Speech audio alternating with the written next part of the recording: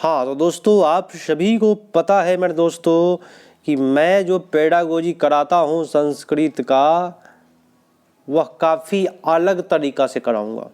जिनको नहीं आता है पेडागोजी उनको भाई थोड़ा भी प्रॉब्लम नहीं होने वाला है, कहीं से भी आपको परेशानी नहीं होने वाली है।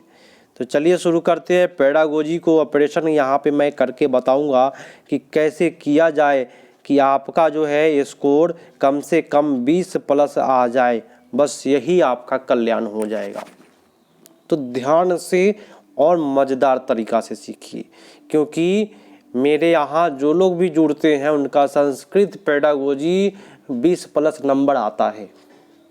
प्रश्न कहता है कैसे करते हैं, अब इस पर ध्यान देना है कि हम कैसे कर रहे हैं वैसे ही आप कीजिएगा। मैं कोई विद्वान नहीं हूँ, ना ही मैं आपको विद्वान बनाऊंगा। बार बार ये बात मैं बोलता हूँ आप लोगों को, ठीक है। तो भाई कैसे होगा जब विद्वान मैं नहीं हूँ और नहीं मैं आपको बनाना चाहता हूँ। कैसे करेंगे, कैसे पढ़ेंगे, इस बात को ध्यान दे दीजिएगा। आपका 20 प्लस नंबर आ जाएगा, सीटेट में आपका कल्याण हो जाएगा। बहुभाषी कक्षा होता है, हिंदी में पढ़ना है। क्या चीज़ में पढ़ना है? हिंदी में। वह संस्कृत में दे कोई बात नहीं, हमको हिंदी में पढ़ना है। तो ऑप्शन फर्स्ट बोलता क्या है? फर्स्ट ऑप्शन बोलता है विद्यार्थी विभिन्न तरीके से अपनी भाषा बोलते हैं। फर्स्ट ऑप्शन ये बोल रहा है। बहुत अच्छी बात है, अलग अलग तरीके से बच्चा क्या करता है, भाषा बोलता है, उसी को क्या कहते हैं, बहुभाषी कहते हैं। आपका उत्तर तो फिर पहले ही मिल गया 36 का ये। अब आप बी में बोल रहा है क्या, शिक्षक वाली बात बोला इसलिए हम इसको नहीं छुए। और यहाँ अनेक भाषा को पढ़ाने वाली बात हो रही है, इसको स्कूल नहीं छूनेंगे, ठीक है। और बहुभाषी मतलब ये नहीं है, डी ऑप्शन कहता है कि प्रत्येक शिक्षार्थी 2 या 2 से अधिक भाषा जानते हैं, 2 या 2 से अधिक भाषा जानती। ये जरूरी नहीं कि बच्चा क्या है सब चीज़ 2 या 2 से अधिक भाषा जानबे करे। तो सबसे बेटर उत्तर कौन गया? ए पर चला गया। आगे बढ़े, सुनिए एकदम मज़ेदार तरीका से और सीख लीजिए, एक बार में निकल जाएगा आपका, कोई कल्याण हो जाएगा। प्रश्न बोलता है क्या, क्या बोलता है भैया? प्रश्न बोलत है कि शिक्षार्थी व्याकरण के नियम को धीरे धीरे एवं बार बार सीखते हैं। एक बार में सभी व्याकरण नियम को सीखने के बजाय धीरे धीरे व्याकरण के नियम जाने, इस शिक्षण को क्या कहते हैं? सुनिए क्या लिखा हुआ है। शिक्षार्थी व्याकरण के नियम जो है सनय सनय माने धीरे धीरे या बार बार सीखते हैं, और एक बार सीखने के बजाय इसको धीरे धीरे सीखा जाए तो इसको कौन सा शिक्षण विधि कहेंगे? काफ़ी मज़ेदार प्रश्न दे दिया है। देखिए बार बार धीरे धीरे सीखना को कहते हैं हम वर्तुलाकार शिक्षणम। क्या कहते हैं मेरे दोस्तों? वर्तुलाकार शिक्षणम। अब इसको याद कैसे करेंगे? किसका ये सर थोड़ा सा ट्रिक बता दीजिए ना कि कल्याण हो जाए। तो मैं आपको ट्रिक बता देता हूँ।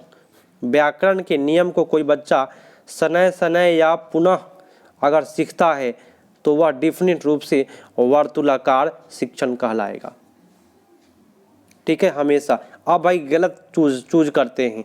परिस्थिति तो नहीं ना है, परिस्थिति जो होता है ना, परिस्थिति, ये आपको परिस्थिति की बात कभी भी करेगा मेरे दोस्तों, वह यहाँ पे नहीं करे, भाषा में नहीं करता है परिस्थिति, ठीक है। और ये स्थानिक वर्ड आपका गलत है। संरचनात्मक शिक्षण तो ठीक था, लेकिन संरचनात्मक शिक्षण में निर्माण करने वाली बात बोलता है, इसलिए आपका ये गलत हो गया, ठीक है। तो बस ऐसे ही कल्याण कर लेना है अपना। अगला प्रश्न बोलता है कि भाषा के पाठ्यपुस्तक, किसी भाषा के पाठ्यपुस्तक को समझने के लिए, सुनिएगा, समझने की क्षमता, उसमें जानकारी निकालकर उसकी व्याख्या करना क्या कहलाता है? सुनिएगा, किसी पाठ्यपुस्तक के अवबोधन क्षमता माने समझने की क्षमता तथा उससे सूचना निकाल करके उसका व्याख्या करना क्या कहलाता है?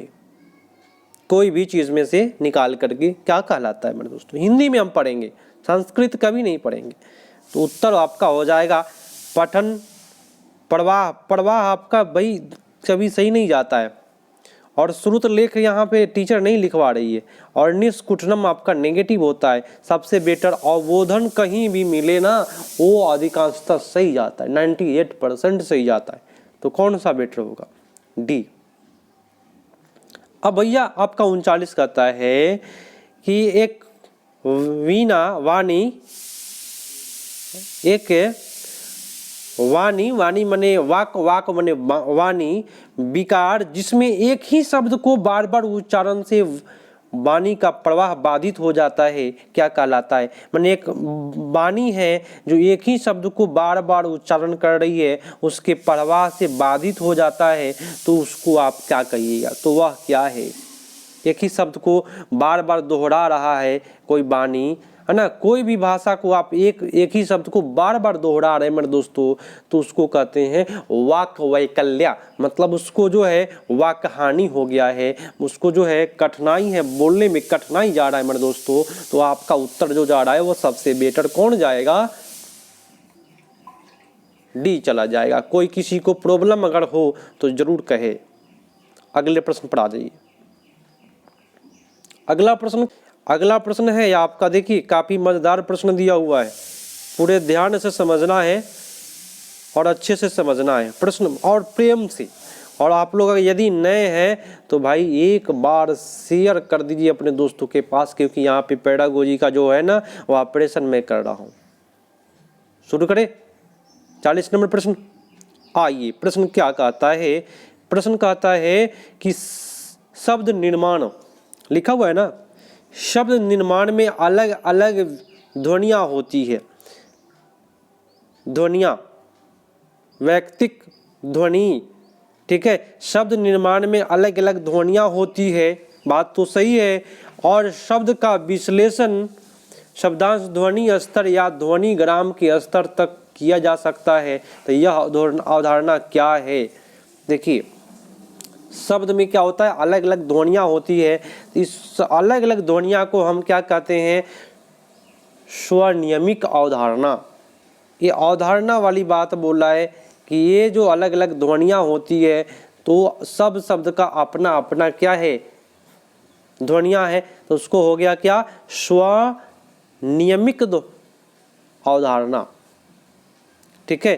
अब रहा बात कि यहाँ पे अक्षर वाली बात, तो अक्षर की बात नहीं होगा, यहाँ पे शब्द वाली बात नहीं हो रहा है, यहाँ वाक्य की बात नहीं हो रहा है, वह शब्द के बारे में हो रहा है, स्वयं जो शब्द है। इसलिए आपका उत्तर जो जा रहा है वह सी पर चला जा रहा है। किसी को कोई परेशानी अगर हो तो जरूर सूचित करें। अगला प्रश्न अब देखता है, ये 41 नंबर दे रहा है कि निम्नलिखित में बोलते हैं इसको, कौन सा गहन अध्ययन के साथ संबंध रखता है? बताए कौन सा गहन अध्ययन के साथ संबंध रखता है? तो आपका ऑप्शन बोला ए है। ए क्या बोला है दोस्तों? देखिएगा, फर्स्ट में बोला है कि शिक्षार्थियों को अपनी खुशी के लिए धारा प्रवाह के लिए प्रशिक्षण देना, सहायक प्रदान करना। मैंने दोस्तों धारा प्रवाह यहाँ पे जो लिखा हुआ है वो आपका गलत वर्ड है, ये आपका गलत होता है 41 का, समझिए ध्यान से। और बी में बोलता क्या है कि यह लिखित वस्तुओं को विनाश से संबंधित पूरक अध्ययन है। ये विनाश वाली बात जो बोल दिया है, लिखित वस्तु निष्कुटनम, ये निष्कुटनम को कहते हैं विनाश वाली बात, ये आपका सही नहीं जाता है, ठीक है। इस ऐसे ऐसे वर्डों को निकाल लेना है जो कभी सही नहीं जाता है, उसको छूना नहीं है। अब आपका सी ऑप्शन बोलता है, सुनिए, सी ऑप्शन कहता क्या है कि पढ़ने की हवा की किताबों से प्रत्येक शब्द के अर्थ समझना। अब आप मेरी बात ध्यान से और ट्रिक समझिए, ये जो अर्थ आता है ना, अर्थ अवबोधनम, इतना हिट होता है, इतना हिट होता है कि उसको सीटेट हमेशा सही मानता है। तो पढ़ने के लिए पुस्तक के प्रत्येक शब्दों का अर्थ अवबोधनम करेगा, यही उसका क्या है? उद्देश्य है। C is the right answer. Next प्रश्न कहता है कि किस पद्धति का मानना है ना, किस पद्धति का मानना है कि वाक्य रचना सामग्री से अधिक महत्वपूर्ण है। लिखा हुआ है क्या कि कौन ऐसी पद्धति है जो वाक्य निर्माण से अधिक महत्वपूर्ण है। यहाँ पे लिखा हुआ है वाक्य निर्माण अधिक महत्वपूर्ण अस्ति। तो कौन ऐसी रचना है जो वाक्य निर्माण से भी अधिक बेटर है? तो आपका ऑप्शन बोलता है, पूरे ध्यान से और प्रेम से करेंगे तो वाक्य निर्माण वाली बात कभी भी करेगा वह हो जाएगा व्याकरण अनुवाद पद्धति। ठीक है, क्या हो जाएगा? व्याकरण अनुवाद पद्धति। ये बात करेगा ना, वाक्य निर्माण की बात कर रहा है तो ये आपका हो जाएगा व्याकरण अनुवाद पद्धति। उससे बेटर होता है वाक्य निर्माण से, तो वाक्य निर्माण से बेटर होता है व्याकरण। अब कथन कारण बोलता है।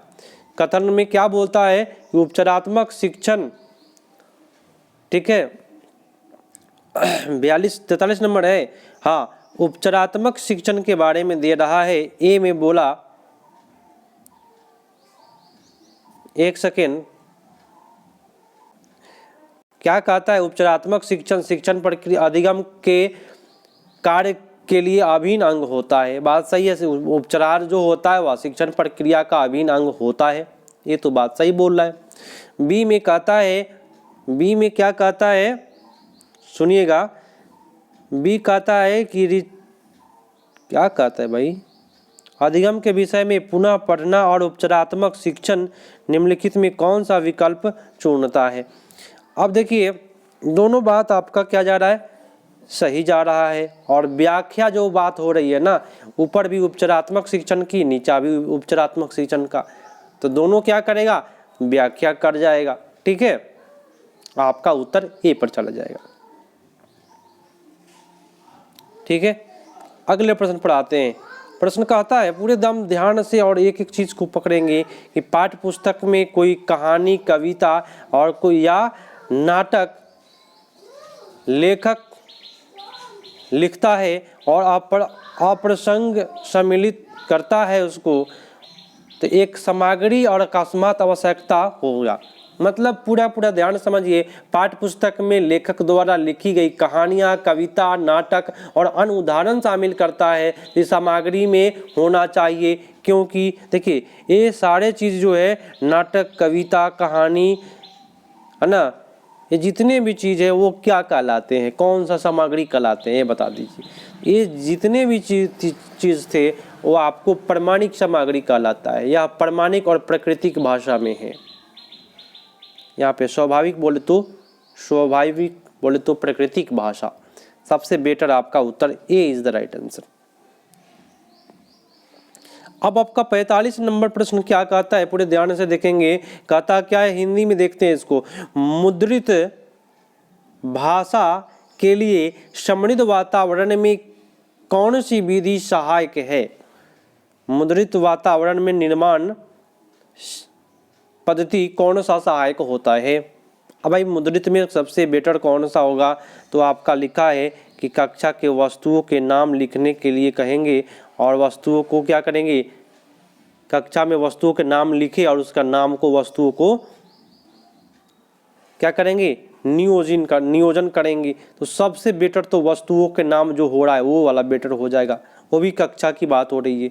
बी में भाई शिक्षार्थी, बी में कहता है कि शिक्षार्थियों को वस्तुओं को अपनी भाषा में नाम दे करके देने के लिए कहेंगे। तो शिक्षार्थियों को अपनी भाषा में वस्तुओं को नाम देने के लिए कहेंगे। सबसे बेटर यहाँ पे जो कक्षा में वस्तु है उसका नाम लिखने के लिए कहिए, उसका दैनिक जीवन वाला ऑप्शन हो जाएगा। अगला प्रश्न है, अगला प्रश्न क्या कहता है सुनिएगा। अंशु कहता है कि अंशु नाम की एक अंशु नाम का माने दूसरा कक्षा का एक अध्यापिका अपनी कक्षा में भाषा को क्या करता है? सुनिएगा ध्यान से। क्या अंशु नाम की एक दूसरी कक्षा की शिक्षिका क्या कर रहा है कि देखो पहचानो गतिविधि करवा रहा है। पश्यति माने देखना और ज्ञान क्या कर रहा है? वह गतिविधि करा रहा है वस्तुओं को पहचानवा करके। तो वह क्या करवा रहा है? चलिए थोड़ा थोड़ा पढ़ करके आपको निकाल लेना है। तो समान प्रदर्शन वस्तुनि, देखिए वो क्या कर रहा है? प्रदर्शन कर रहा है वस्तुओं का और उसको देख करके ज्ञान की प्राप्ति करवा रहा है बच्चों को। ठीक है, तो आपका उत्तर जो होगा सबसे बेटर हो जाएगा b is the right answer, क्योंकि वस्तु के बारे में यहाँ बोला और यहाँ भी देख लीजिए वस्तु के बारे में, तो 98% तो आपका CTTC को सही कर देता है, जो क्वेश्चन में कहे वही ऑप्शन में कहे। तो अब अगला प्रश्न कहता है 47 नंबर कि प्रारंभिक अवस्था में शिक्षक को सचित्र पुस्तक पढ़ने पर ध्यान देना चाहिए, चित्रात्मक पुस्तक पढ़ने पर ध्यान देना चाहिए। तो भाई बात सही बोल रहा है, चित्रात्मक पुस्तक पर ध्यान देना चाहिए। तो इसके बारे में बताना है कौन सा सही जाएगा। तो चित्र प्रदर्शन में आनंद आता है, ये आनंद आपका गलत जाता है दोस्तों, सही नहीं जाता है। और बी बोल रहा है कि वह बी में बोलता है कि यह शिक्षार्थियों को ऐसे चित्र बनाने के लिए प्रोत्साहित करे, प्रेरित करे। और सी कहता है, सी में कहता है यह शिक्षार्थियों को चित्र को समझने और उसका विश्लेषण करने में मदद करता है। यह चित्र को अवबोधन और विश्लेषण करने में सहायक, सबसे बेटर अवबोधन वाली बात सही जाता है, आप सभी को पता है। तो सबसे बेटर उत्तर आपका हो जाएगा सी। और अगला है कि एक अध्यापिका जो है शिक्षक को एक काम देता है। काम जैसे कि काम में कौन कौन चीज़ दे रहा है, लिखने वाली बात, सुनिएगा, लिखने का पैटर्न, चित्र, कहानी आदि को एक कागज़ पर रखता है। एक कागज़ पर क्या कर दिया, एक पत्र वर्ग पर स्थापित कर दिया, एक कागज़ पर रखता है। क्या चीज़, लिखने के लिए, चित्र के लिए, कथा के लिए, कहानी के लिए लिख दिया। तो वह उनका मूल्यांकन में उपयोग करती है। तो यह क्या है बताइए, आप एक टीचर होते तो क्या जवाब देते इसका। कागज़ पर आप काम करवा रहे हैं तो उसको कहते हैं भाई पत्राधानम। पत्राधानम बोलते हैं पोर्टफोलियो को। यहाँ फर्स्ट में बोल दिया उपव्याख्यात्मक, ये आपका सही नहीं जाता है, ये देखने वाली बात नहीं हो रहा है, यह निर्माण नहीं, सबसे बेटर होता है पत्राधानम पोर्टफोलियो। ठीक है, अगला प्रश्न। और ये आपका 49 नंबर प्रश्न है कि निम्नलिखित में अभ्यास शिक्षण में कौन सा ये बात, निम्नलिखित में, फिर से देखते हैं इसको ध्यान से। निम्नलिखित कह रहा है कि आप भाषा शिक्षक द्वारा निम्नलिखित में कौन सा अभ्यास सबसे सराहनीय है। इसका मतलब होता है सराहनीय, अभ्यास शिक्षण के लिए सबसे अच्छा सराहनीय कौन सा है। अब आपका ऑप्शन बोलता है, फर्स्ट ऑप्शन ध्यान से देखिए, लिखा हुआ है सुनिश्चित करें कि उसकी कक्षा में सभी शिक्षार्थियों अपनी भाषा, सामाजिक या परवाह किए बिना स्वीकृति, स्वाभिमानी महसूस करते हैं और संस्कृति पृष्ठभूमि से एकत्र हो। सबसे बेटर जो वर्ड लिखा हुआ है आपका सामाजिक, सांस्कृतिक, सारे वर्ड इसी में लगाए हुए हैं। तो सबसे बेटर वर्ड आपका इसी में है, इसलिए आपका उत्तर यहाँ पे ए हो जाएगा। और कुछ संस्कृत में ये भी काम करके आइएगा, जो लॉन्ग बातें लिखी होगी, बड़े बात, बहुत सारा वर्ड का प्रयोग, लॉन्ग ऑप्शन जरूर करके आइएगा संस्कृत में, वो सही जाता है, ये भी ट्रिक इस्तेमाल करेंगे। और अगला प्रश्न कहता है कि निम्नलिखित में कौन सा ऊपर की ओर दृष्टिकोण पर आधारित है। निम्नलिखित में कौन सा ऊपर की ओर दृष्टिकोण पर आधारित है, माने ऊर्ध्वगामी माने ऊपर की ओर पर आधारित कौन सा है। तो आपका ऑप्शन बोलता है, फर्स्ट बोला कि कविता के माध्यम से भाषा शिक्षण में अंतरण, ये अंतरण आपका सही जाएगा, लेकिन अक्षर निर्माण की बात जो हो रहा है वो अच्छा नहीं जा रहा है, ये अक्षर ज्ञान की बात सही नहीं है। ध्वनि देखिए बी में कहता है, बी में क्या कहता है भाई, बी कहता है कि कविता कहानी के माध्यम से, ये नहीं है कविता कहानी के माध्यम से, बी है कि ध्वनि, शब्द, पद, उपवाक आदि शिक्षण, अंतरम, संदेश, निष्कुटनम। तो सबसे बेटर आपका जो जा रहा है, ये जो जा रहा है संदेश देने वाली बात, ये सही है। लेकिन हम आगे बढ़ते हैं, सी में कहता है कि भाषा के अर्थ को समझना शिक्षार्थियों पहले अर्जित ज्ञान का उपयोग करते हैं, ये भी तो बेटर है भाई। इसमें दो दो ऑप्शन आपका बेटर जा रहा है। और ये प्रश्न जो है उद्गामी, ऊपर ऊपर पर बताना, इस प्रश्न के आधार पर बताना था, इस प्रश्न को देख करके बताना था दोस्तों। तो सबसे बेटर जो उत्तर होगा, सबसे बेटर दोस्तों ये आप अवबोधनम करके आए, कोई दिक्कत नहीं होगा आपको, क्योंकि कुछ इसमें आंसर जो दिया हुआ है सीटेट के द्वारा वो गलत है। तो अवबोधनम वाला आप जरूर करके आइए, कोई दिक्कत नहीं होगा, आसानी से आपका सही जाएगा। दोस्तों मिलते हैं अगले पार्ट में, तब तक के लिए धन्यवाद। जय हिंद। शेयर लाइक जरूर कीजिएगा। मिलते हैं अगले पार्ट में।